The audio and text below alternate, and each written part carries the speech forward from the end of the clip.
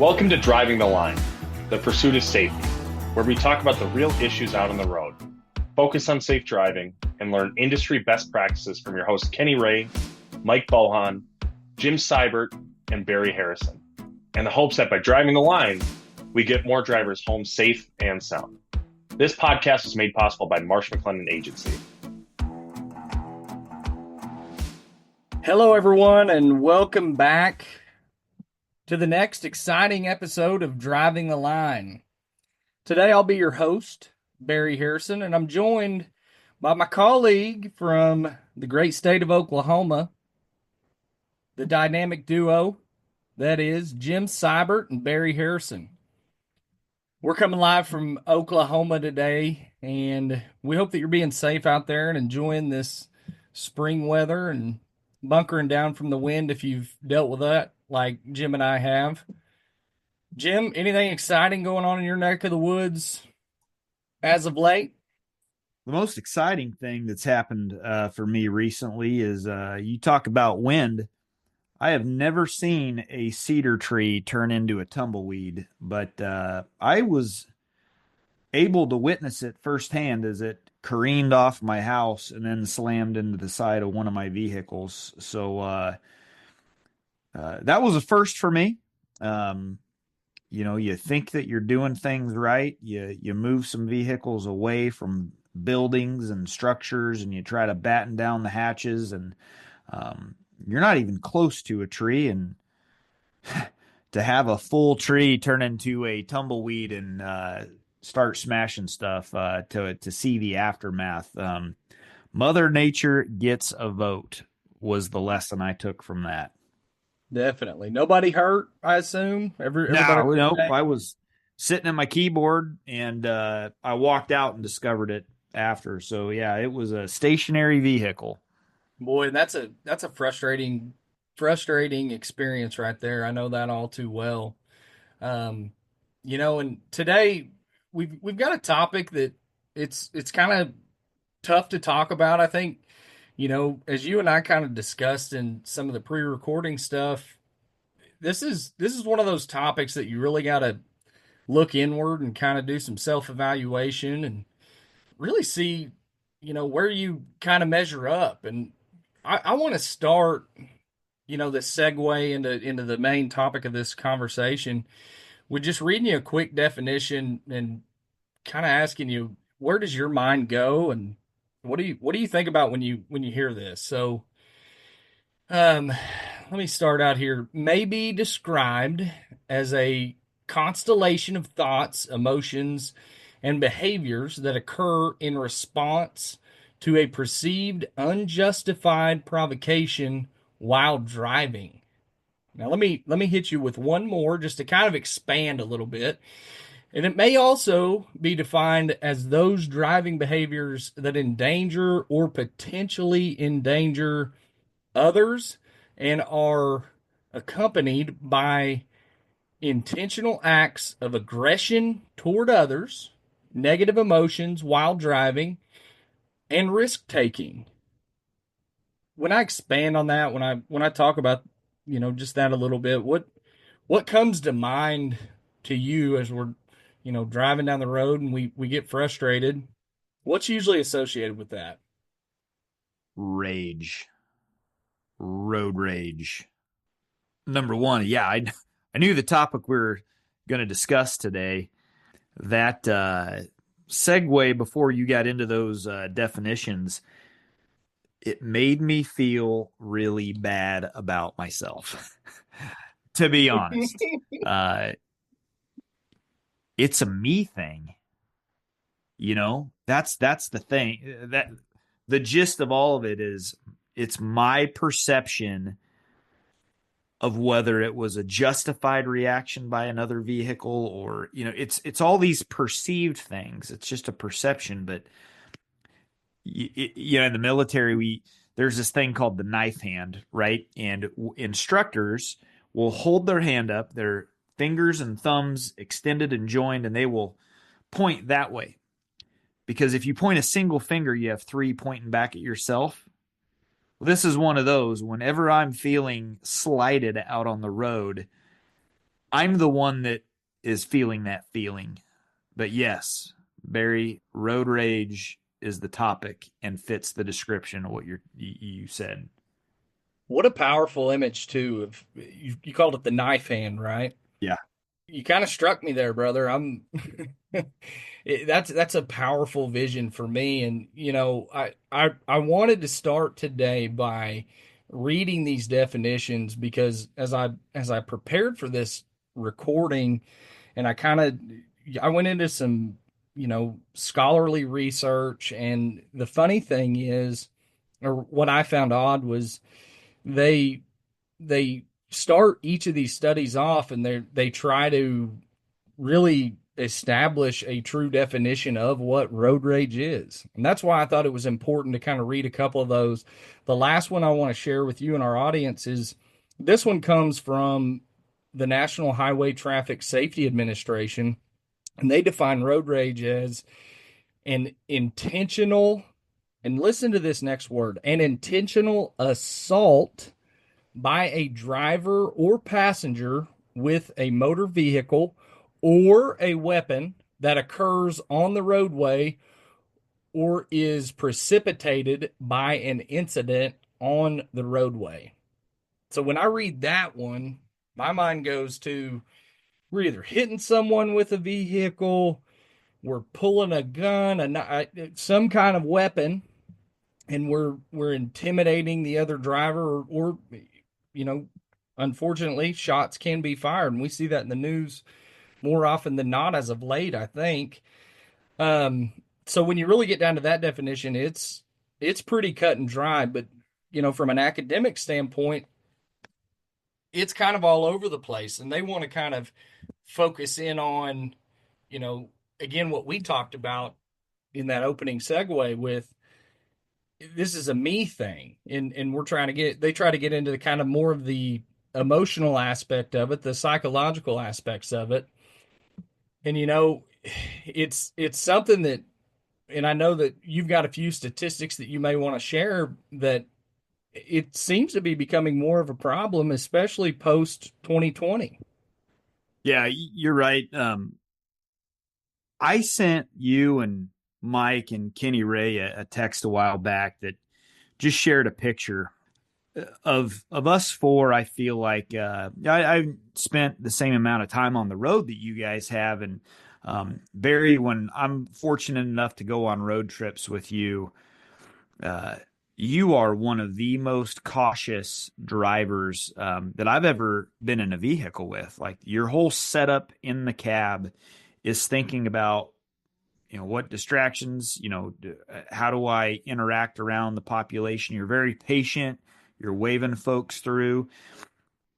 And that's not me, but I'm getting better with age. I'm getting better with wisdom and maturity, and just, I guess, balancing my time better. But this picture that I sent you guys, it just kind of kicked me in the gut. And let me share kind of what some of these different vehicles, some words that are above them. It is a picture of a 5-lane highway, and it's just jam-packed bumper to bumper. And over one of the cars, or over multiple here, I'll read, her dad didn't remember her today. She's on her way home to say her last goodbye to her grandma. There's no one waiting at home for him. She just got diagnosed with cancer. He only has $5 left in his bank account. He's living in his car. The love of his life is dying. He just lost his daughter. And I could go on, but I think that you get the point that every single person is a human being behind the wheel. And we can be so angry at the actions that they're taking. We have no idea what's going through their mind, or what they've got going on in life right now. Or just because we're aware and in the moment, their mind could be a million other places. And sometimes the best thing to do is give them space. And for me, if I'm doing what I should be doing, I'm creating space and I'm creating escape routes. That's my job around as I'm navigating from A to B. That's how I get there safely. You know, you said something about statistics. Um, Nearly 80% of drivers have expressed significant anger, aggression, or road rage while being behind the wheel at least once a year. So 80% at least once a year. Uh, it's almost daily for those of us that have to drive at any distance or a 15-minute commute. It's almost daily that somebody frustrates me. Common aggressive driving behaviors include tailgating, yelling, honking, lane changing without a signal. I told you, I'm not going to elaborate on the story like I did for you, but today, an elderly gentleman did not like something I was doing in my vehicle, and I was fully within the law, and I was waiting in an intersection with my blinker turned on. And this elderly gentleman just starts beating on his dash and waving his arms and pointing, and I did nothing to react. And this was all brought about because maybe a 8-second wait that this person had. 8 seconds caused another individual to lose their temper to a point where they're flailing. Well, I told you on our pre-call for this, if I'm driving down the interstate and I'm passing every single sign that says slower traffic, keep right, or keep right except to pass, and you're in the left lane going 70 and the person in the right lane is going 69, and all I'm doing is just going the speed limit in the left lane, I get frustrated. I'm a human being that says, I'm going to follow you for the next 20 miles waiting for you to pass this individual. Now you threw my timeline off. How dare you? The injustice that is done to me. You have wrecked my entire day, and for the rest of this trip, I'm probably going to think about it. Or I'm going to start getting more aggressive behind the wheel so that I can make up time. Everything I've just said is a me issue. And so, yeah, I need to reflect on that more and be like, well, I can choose the time. I can choose my route more effectively, and I can make sure that I'm allowing those things and flipping a switch in my mind that this delay is a lot on me because I didn't plan ahead enough. Definitely. And you hit it on the head with that. It's a lot less frustrating, and especially here's a good example for the two of us living in rural Oklahoma.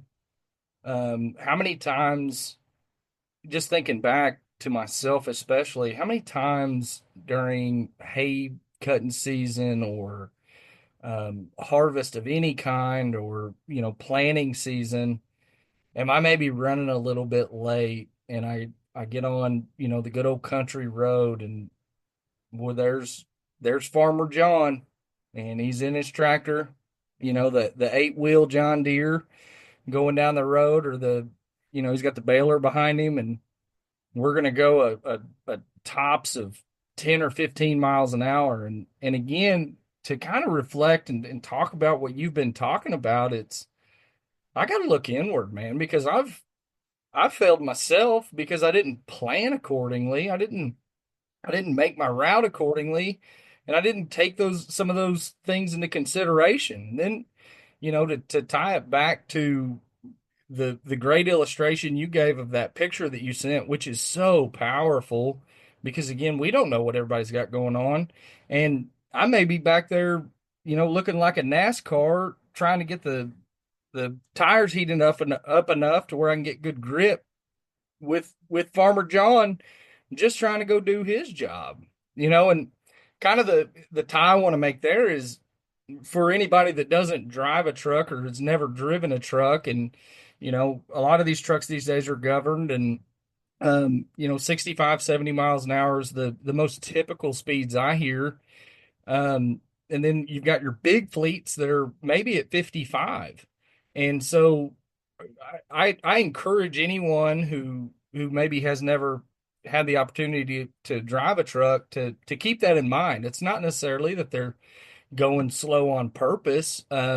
It's they may be going as fast as they can, and that's all in the side of safety. Because we see that, and we know from statistics that speed is the largest contributing factor, bar none, for accidents nationwide.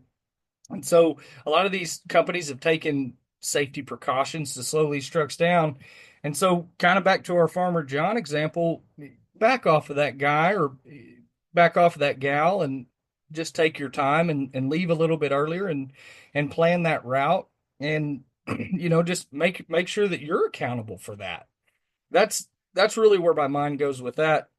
And it's funny, one of the things you said earlier was, you know, we get better with age when it comes to this whole patience game. And one of the statistics that I found in one of the studies that I saw was that, and I don't want to turn this into a male female thing or anything like that, but this study found that 97% of people who encounter or have a road rage incident are male. And the average age of those individuals is 33 years old.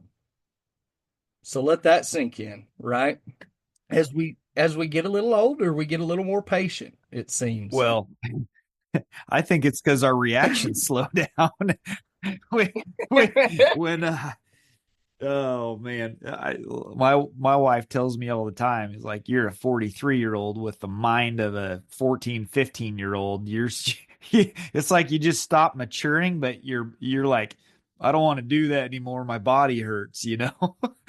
So you just slow down. Exactly. That's and hopefully it is. Hopefully it is us learning from some of the mistakes we've made. And just like you said, we're looking inward and we're planning our routes accordingly. We're planning our trip accordingly because we all know if we hit Dallas at rush hour, we're probably going to find a delay. So we've got to plan that right? And odds are you may have experienced some frustrations in the Dallas Fort Worth area, Houston, Texas, any large populated areas, and that's one of the things I wanted to bring up because when you think about these frustrations, just like you said, we've got to look inward. And then to tie it to the picture that you talked about too, one of the definitions that I found for this podcast was in one of the studies I read was this thing called displaced anger. Now, again, I'm big on the definition thing, so let me just rattle this off real quick. So, displaced anger refers to a psychological phenomenon where an individual redirects their feelings of anger from the original source of frustration to a different target. This can occur when the person feels unable to express their anger directly toward the source due to fear, social norms, or perceived consequences. So, man, Jim, when you illustrated that picture for us and you started talking about all those things that these people had on their minds, when these instances of frustration and things pop up, the road rage incidents that we're talking about, where my mind goes is obviously those people probably aren't necessarily mad at what took place. They're mad at the stress from traffic. They're mad at what they just found out at the doctor, you know, a breakup with a significant other. There's countless things that these people can be going through. And, I found that very interesting, this whole concept of displaced anger, because, when I think about it, road rage to me is very similar to, and, we've all probably been to sporting events where we see that parent, we see that fan that just gets, I mean, just fit to be tied, just screaming at the referee and maybe yelling at a player and things like that. And they're not bad people. They're they're not at all, you know. But obviously they've got something going on behind the scenes, and to be frank, that's the way they're getting some of that stress out. Yeah, that's a really good point. You know what happens when you get offended in the world?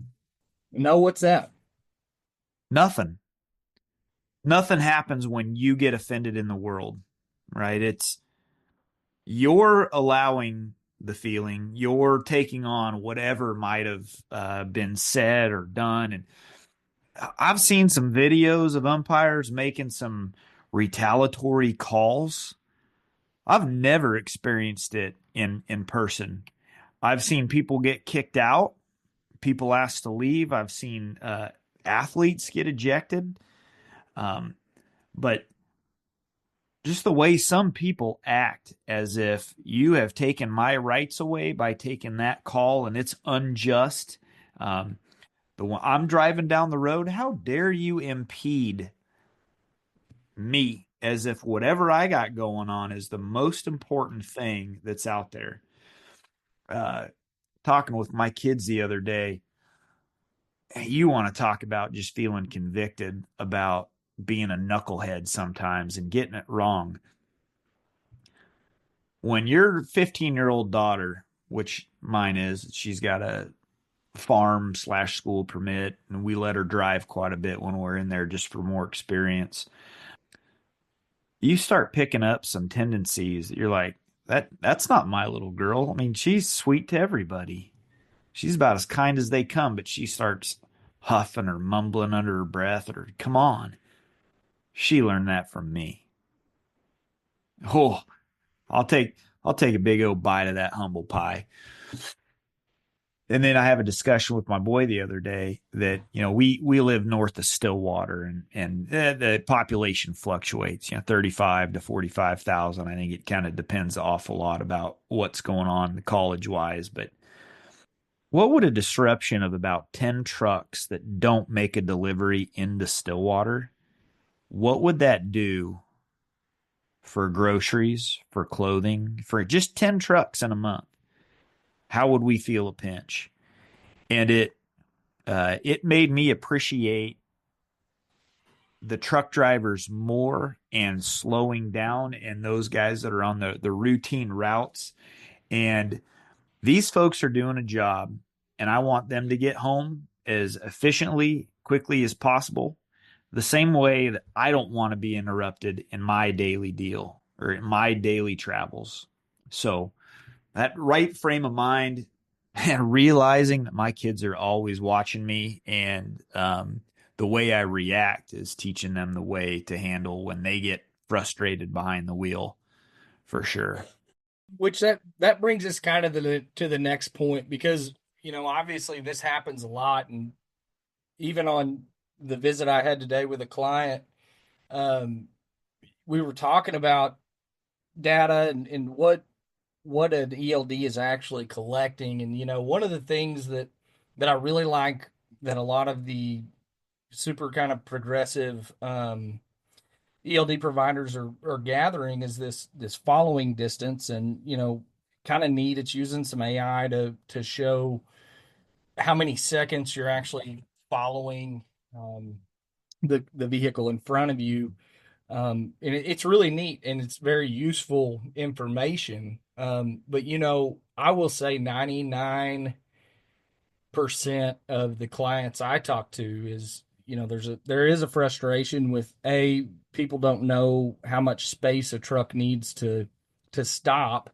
And B is, to that effect, people will cut in front of large trucks, and they'll get that notification that, following too close. And, I remember as a driver that was extremely frustrated. I was in a truck that was governed at 65 miles an hour with an adaptive cruise.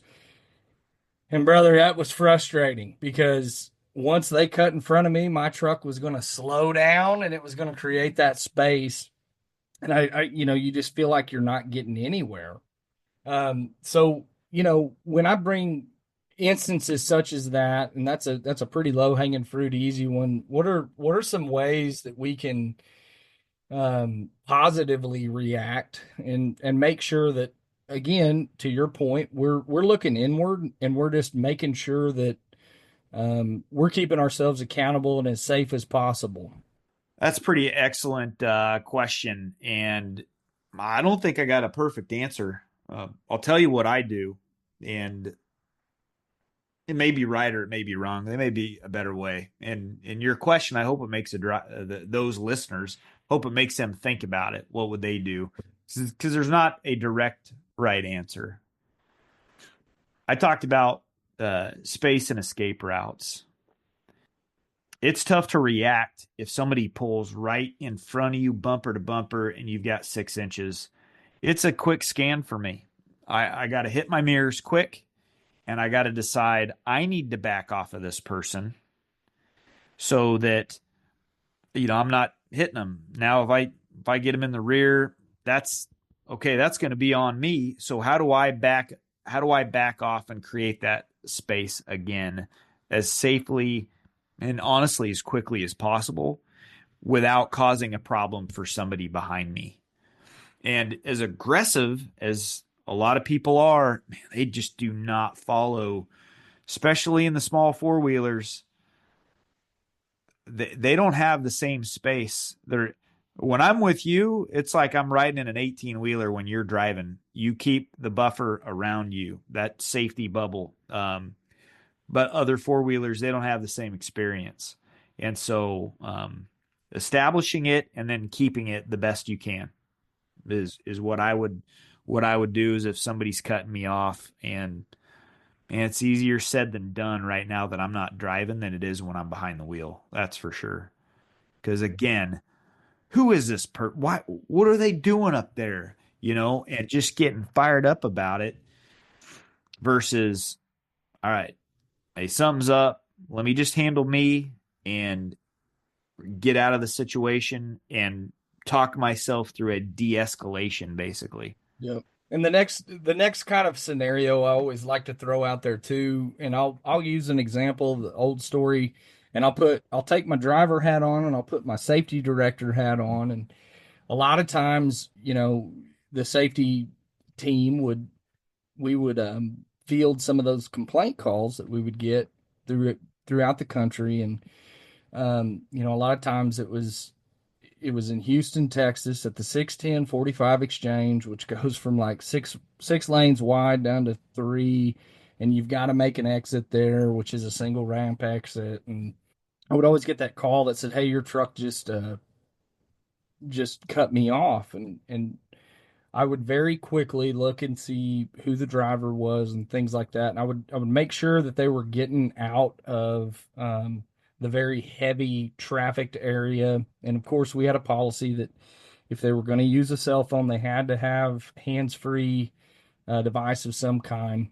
And so I would again thank the person for calling in, because I mean a lot of times that's how we would keep our drivers accountable, and we'd review the video and all of that. And but I would wait for them to get out of that traffic, and then I would make the phone call and I would say, "Hey, I don't care what's going on right now. We can address that later, but I want you to know that there was someone upset enough to take the time to search our company information and call in and say that you cut them off or what have you."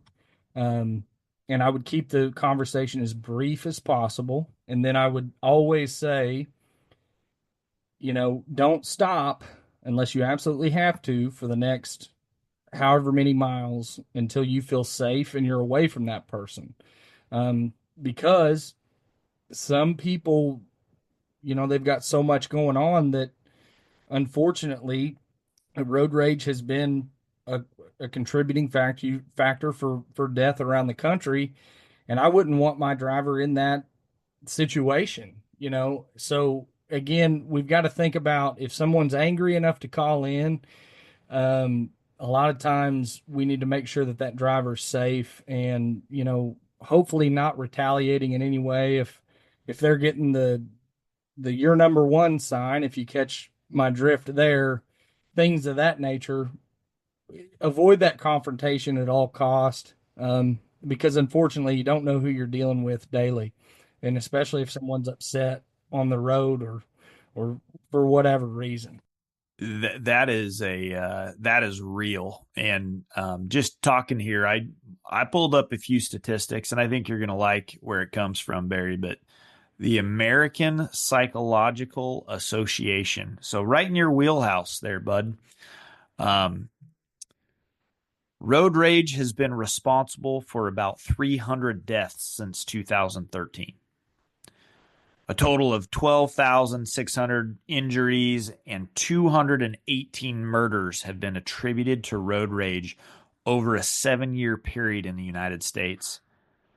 30 murders annually are linked to road rage. This is violence in the workplace. And we're naming it road rage.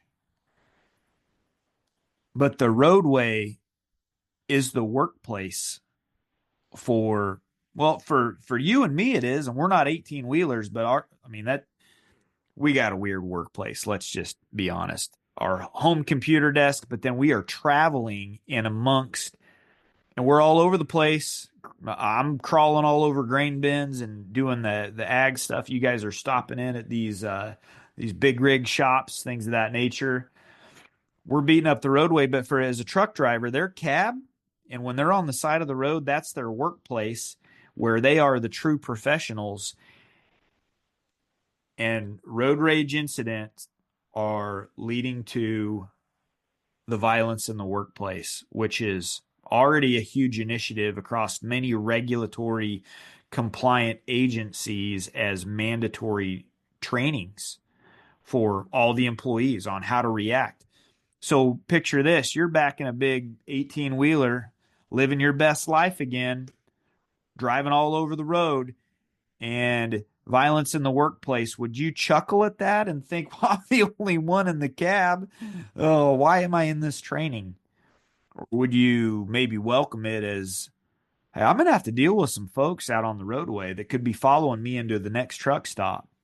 To really comment on those statistics, I mean, yeah, you think you would kind of chuckle at first, but once you hear those stats, it's a real problem, and it's something that we need to address, not only as professional drivers, but as safety directors, as owners of companies. It's, how do you handle a situation where conflict could be involved, with someone that you don't even know, or things like that. What steps can you take? What processes or procedures can be in place to make sure that our people are being safe? Because I mean, I'll admit it as quickly as anyone. I'm absolutely human, and I make mistakes all the time, and it can be frustrating for those around us. So, we've just got to have an understanding there. We've got to have kind of a plan of, these are the things you need to do to make yourself, feel comfortable and safe, and make sure that you're getting home every day, because that's ultimately what we're trying to do here. I agree. Well, with that, and everything else that we've covered today, I think I've got all my bases covered for this. And again, if you're someone that's easily frustrated, um, to kind of give one last example, it's Jim and I, we're being as close as we live to one another. We're very, very close friends, I would say. I would hope that he would agree. But we've definitely had some great conversations when we're on the road. And, I always think back on, it's great to have someone such as Jim, to be able to kind of voice some of those frustrations I may have with anything, because again, that's kind of how I calm myself down. It's having someone to talk to, having that sounding board, having a different perception, and then you know really receiving that feedback and taking it, and making it a positive thing and trying to change for the better. And this is one of those subjects that I'll be honest with you guys, when Jim and I were assigned to be the two that ran it, we were laughing and cutting up and having a good time. But then the more we read on it and the more information we gathered, we wanted to make it as fun as possible. But this is a very serious topic that we need to be discussing, not only as professional truck drivers or in the industry, but I mean, also just as a society as a whole. Plan your route, give yourself enough time to get there, and do it safely. And then if someone makes a mistake, or if you think they did, have some grace and look inward and calm yourself down.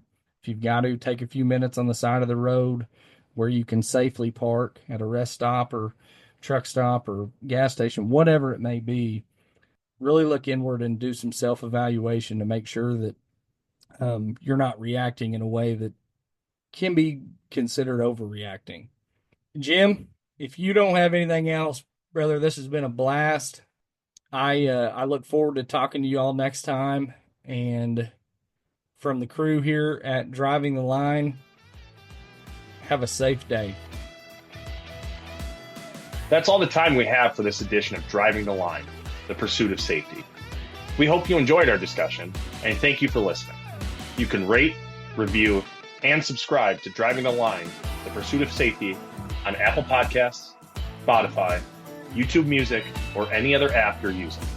You can also follow Marsh McLennan Agency on LinkedIn, Facebook, and Instagram. Until the next time, thanks again for listening. Drive safely, everyone.